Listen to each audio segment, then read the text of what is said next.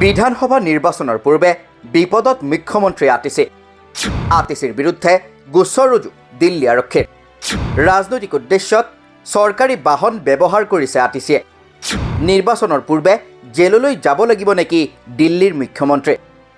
নিৰ্বাচনৰ দিন যিমানেই কাষ চাপি আহিছে সিমানেই উত্তপ্ত হৈ পৰিছে দিল্লীৰ ৰাজনীতি অভিযোগ প্ৰতি অভিযোগৰ মাজত এইবাৰ মুখ্যমন্ত্ৰী আতিচি মাৰ্লেনাৰ বিৰুদ্ধে উত্থাপিত হৈছে গুৰুতৰ অভিযোগ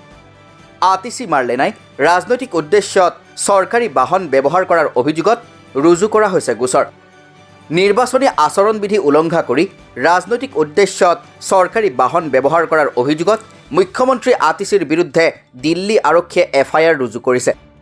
কালাকাজি বিধানসভা সমষ্টিৰ ৰিটাৰ্নিং অফিচাৰে শুকুৰবাৰে দাখিল কৰা এজাহাৰৰ ভিত্তিত দক্ষিণ পূব দিল্লীৰ গোবিন্দপুৰী থানাত এফআইআৰ ৰুজু কৰা বুলি জানিব পৰা গৈছে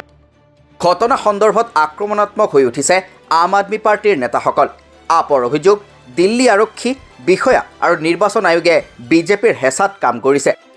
অৰবিন্দ কেজৰিৱালে টুইটাৰত লিখিছে তেওঁলোকৰ নেতাসকলে অৰ্থাৎ বিজেপিৰ নেতাসকলে মুকলিকৈ টকা শাৰী কম্বল সোণৰ চেইন আদি বিতৰণ কৰি ভোট বিচাৰিছে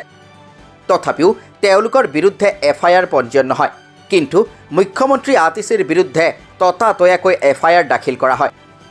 উল্লেখ্য নিৰ্বাচনী প্ৰচাৰ বা নিৰ্বাচনৰ সৈতে জড়িত যিকোনো কামত চৰকাৰী বাহন ব্যৱহাৰ সম্পূৰ্ণ নিষিদ্ধ এনে কঠোৰ নীতি নিয়ম থকাৰ পাছতো আতিচি মাৰ্লেনাই চৰকাৰী বাহন নিৰ্বাচনী কামত ব্যৱহাৰ কৰাৰ অভিযোগ উত্থাপন হৈছে যাৰ বাবে তেওঁৰ বিৰুদ্ধে দাখিল কৰা এজাহাৰৰ ভিত্তিত গোচৰ ৰুজু কৰা হৈছে বুলি জানিবলৈ দিয়ে দিল্লী আৰক্ষীয়ে ভাৰতীয় দণ্ডবিধি আইনৰ 223 ধাৰাত ৰুজু হৈছে এই গোচৰৰ ভিত্তিত 6 মাহ পৰ্যন্ত কাৰাদণ্ড বা 2500 টকা পৰ্যন্ত জৰিমনাৰ ব্যৱস্থা আছে এই বিষয়ত ৰাজ্যসভাৰ সাংসদ সঞ্জয় সিঙে কয় যে বিজেপিয়ে অহৰহ মিছা অভিযোগ উত্থাপন কৰি থাকে নিৰ্বাচন আয়োগ দিল্লী আৰক্ষী SHO DM সকলোৱে বিজেপিৰ ভয়ত একো ক'ব পৰা নাই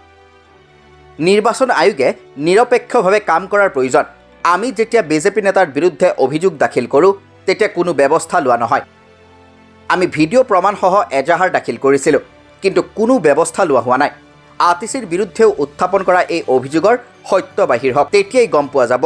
বিজেপিয়ে মিছা অভিযোগ দি থাকে উল্লেখ্য ইয়াৰ পূৰ্বে 8 জানুৱাৰীত বিজেপিয়ে মুখ্যমন্ত্ৰীগৰাকীৰ বিৰুদ্ধে চৰকাৰী ব্যৱস্থাৰ অপব্যৱহাৰ কৰাৰ অভিযোগ উত্থাপন কৰি ভিডিঅ' ক্লিপৰ সৈতে এজাহাৰ দাখিল কৰা বুলি উল্লেখ কৰিছিল দক্ষিণ দিল্লী জিলা বিজেপিৰ উপসভাপতি চৰ্দাৰ KS দুগলে প্ৰদান কৰা ভিডিঅ'টোৰ প্ৰতি দৃষ্টি আকৰ্ষণ কৰি দিল্লীৰ মুখ্য নিৰ্বাচনী বিষয়াক আনুষ্ঠানিক অভিযোগ দাখিল কৰিছে দিল্লী বিজেপিৰ মুখপাত্ৰ প্ৰবীণ শংকৰ কাপুৰে তেওঁৰ পত্ৰত কৈছিল যে মুখ্যমন্ত্ৰীয়ে নিজৰ নিৰ্বাচনী সামগ্ৰী পৰিবহণৰ বাবে চৰকাৰী বিভাগৰ বাহন ব্যৱহাৰ কৰাটো চৰকাৰী সম্পদৰ অপব্যৱহাৰৰ স্পষ্ট উদাহৰণ আৰু নিৰ্বাচন আয়োগে ইয়াৰ প্ৰতি সচেতন হৈ উপযুক্ত ব্যৱস্থা গ্ৰহণ কৰা উচিত ইয়াৰ পাছতেই আতিচি মাৰ্লেনাৰ বিৰুদ্ধে ৰুজু হৈছে গোচৰ এই গোচৰৰ অৱশ্যে কি পৰিণতি হয় সেয়া পৰৱৰ্তী সময়তহে লক্ষণীয় হ'ব সমান্তৰালকৈ বিজেপি নেতাৰ বিৰুদ্ধে উত্থাপিত অভিযোগৰ প্ৰতি নিৰ্বাচন আয়োগে কি ব্যৱস্থা গ্ৰহণ কৰে তাৰ প্ৰতিও দৃষ্টি নিবদ্ধ ৰাখিব দেশৰ সচেতন জনতাই